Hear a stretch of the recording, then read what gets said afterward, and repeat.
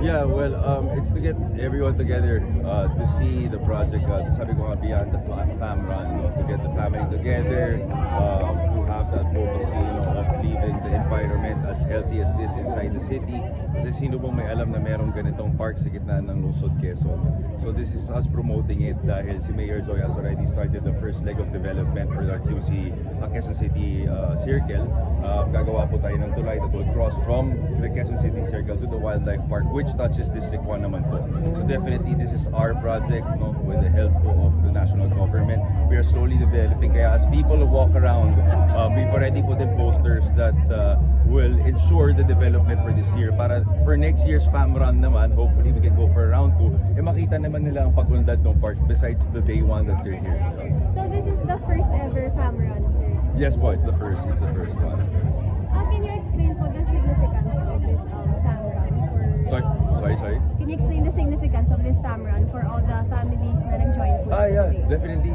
Sabi ko nga, like what I told you, Adi, there's so much this park has to offer and so much that this park has to Iniimbitahan po improve on. natin, And namin this ang is- lahat these are ng things ating nga mga na 4K nakikita ng ating and mga 2K mamamayan runners Pilipino dito sa may dito stage Quezon, na meron dahil tayong ganitong magsisimula na klaseng po park ang ating that warm leaves up. a green Bago po kayo area, tumakbo, kailangan po safe natin mag-warm space up. sa ating mga So we are inviting all of our 4K and 2K runners dito sa may stage because we will begin our warm up in just a short while. So punta na po tayo dito sa harap at mag-warm up na po tayo para sa ating mga 4K and 2K runners. We want to make it more possible for the park to be developed. Sir, do you have an estimate na kung ilan yung in-expect nyo na mag-join today and ilan yung pumunta? Oh yeah, we have an accommodation of at least I think 1,500, and as of now we're at 800 already.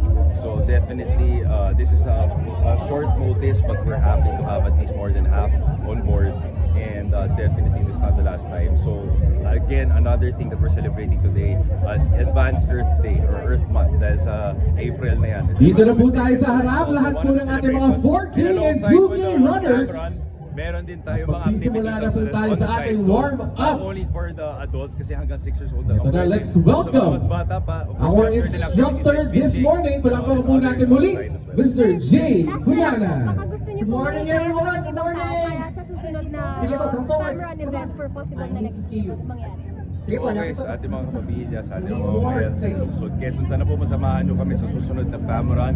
This is just the first. We will make it bigger every year for the families to enjoy, to gather families, and of course to remember to be healthy, and of course to remember to protect All right. our mother nature. Again, Maraming hand sideways salamat. po. Thank you, sir. Just make sure we have enough